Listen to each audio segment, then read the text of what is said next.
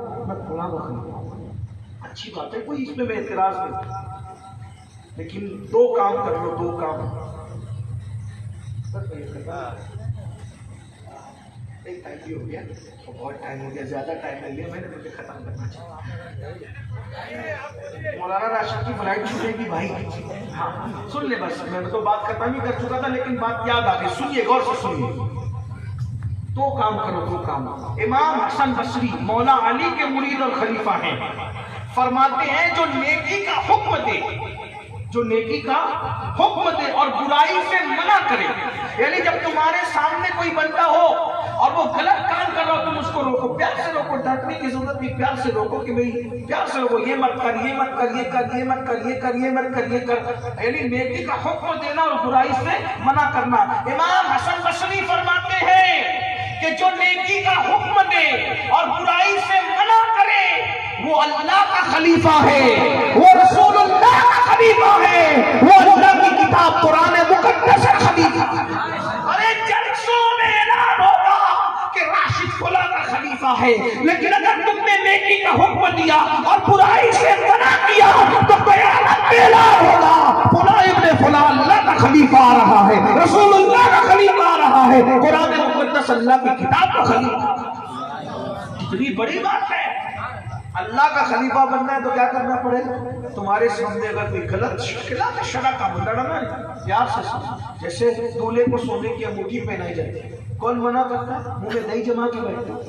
اور ایک تو ابھی بدعت نکل رہی ہے، غریب غلطی کرے تو سب اصلاح کریں گے، مالدار کرے تو سب بہتر ہوگا. یہ قیامت کی نشانیوں میں سے نشانی ہے.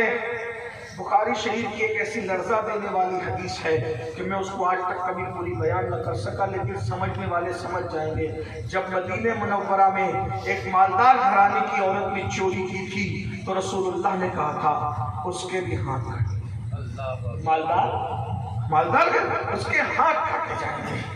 تو لوگوں نے کہا تھا بہت مالدار ہے وہ لوگ، عزتدار ہے وہ لوگ، حضور کو کسی طرح سے منا لو، کسی طرح سے حضور کو منا لو، حضور وہ بہت معزز لوگ ہیں، مالدار لوگ ہیں، کچھ دوسرا راستہ بتا دیں.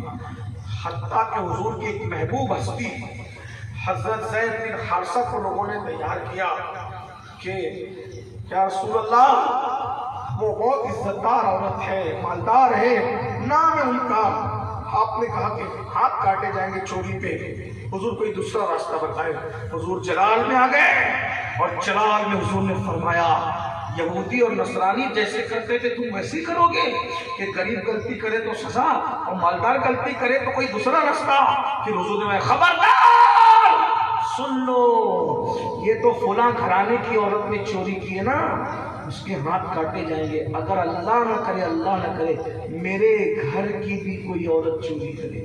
حضور نے نام لیا، میں نام نہیں لیتا، میری تو اوقات ہے نہیں نام لینے، لیکن حضور نے فرمایا اس نے چوری کی تو اس کے ہاتھ کاٹے گئے.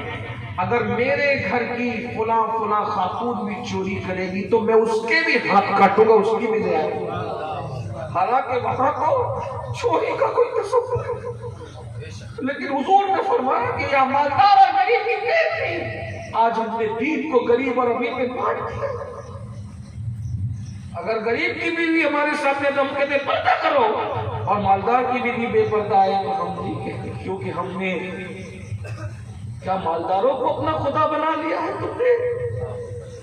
معاذ اللہ ثم معاذ اللہ. اس لیے غلطی کوئی بھی کرے پیار سے اصلاح کرو. سونے کی انگوٹھی پہنائی جا رہی، سونا مردوں کے لیے حرام نہیں مانتے نا، نہیں مانتے، آپ اٹھ کے چلے جاؤ، وہ جانے کا کام. اللہ کے لیے دشمنی لینا یہ سب سے بڑی عبادت ہے. یہ تو یہی تو حسینیت ہے. اگر امام حسین معاذ اللہ یزید کی ہاں میں ہاں ملاتے، وہ ہاتھ بھی چومتا، پیر بھی چومتا، نذرانوں کا ڈھیر لگاتا. امام حسین نے بتایا ہاتھ چومنے پیر چومنے سے ہماری کوئی فضیلت نہیں بڑھتی، ہماری فضیلت یہ ہے اللہ کے لیے دوستی کریں گے، اللہ کے لیے دشمنی کریں گے. حسینیت یہ ہے، حسینیت یہ ہے. حق تک نہیں بولو گے تو حق تک نہیں پہنچو، حق نہیں بولو گے تو حق تک نہیں پہنچو. اس لیے یاد رکھنا. تو عورتیں چوڑی پہننے کے لیے جا رہی ہیں، مہندی لگانے جا رہی ہیں، اور بیوٹی پارلر تک سجنے جا رہی ہیں. شرم نہیں آتی؟ میں کہتا ہوں بیوٹی پارلر میں سجنے والی عورت کے لیے اگر پتہ چل جائے، قاضی کہ میں نے نکاح نہیں پڑھانا، جاؤ بیوٹی پارلر والوں سے پڑھا لو. کون کرے؟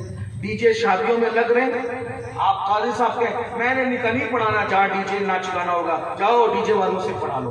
एक बात और कहूँ, हिम्मत है तो जरा ये करके देखो माशरे की इस्लाह होगी। जहाँ पता चल जाए ना कि लड़के वालों ने जहेज मांगा है, काजी साहब बोल दे भाई हम भिखारियों का निकाह नहीं पढ़ाते, जाओ हम तो दूल्हे का निकाह पढ़ाते। सुभान अल्लाह। हाँ, फिर इनकी औकात इन्हें समझ में आएगी। हाँ देखिए, ये तबका जो दीनदार तबका है, अगर इमाम हुसैन की तरह स्टैंड लेना सीख लेना, खड़े होना सीख लेना, सारी यजीदियत अपनी ना झुकने पे मजबूर हो जाएगी। लेकिन हमें करना पड़ेगा, बहुत करना पड़ेगा। हाँ, पहले प्यार से समझाओ, नहीं माने ना बाइकाट करो। तो मैं अपनी बहनों को आखिरी जुमला कह के रुखसत होता हूँ। मेरी बहनों, अपनी दुल्हने सजाने के लिए ब्यूटी पार्लर लेके जा रही हूँ।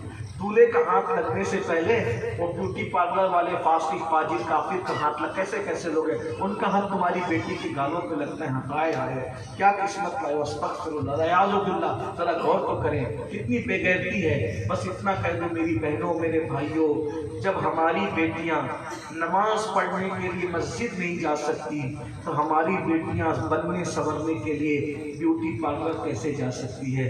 क़यामत में अल्लाह को मुंह दिखाना है, अल्लाह के रसूल को मुंह दिखाना है। इसलिए गुनाहों से तौबा करो, नेक बनो, सच्चे हुसैनी बनो। सिर्फ नियाज वाले हुसैनी नहीं, नियाज भी करो, किरदार वाले हुसैनी बनो। जो देखे पुकार उठे, 1450 साल के बाद का हुसैनी ऐसा है, तो करबला वाला इमाम हुसैन कैसा होगा।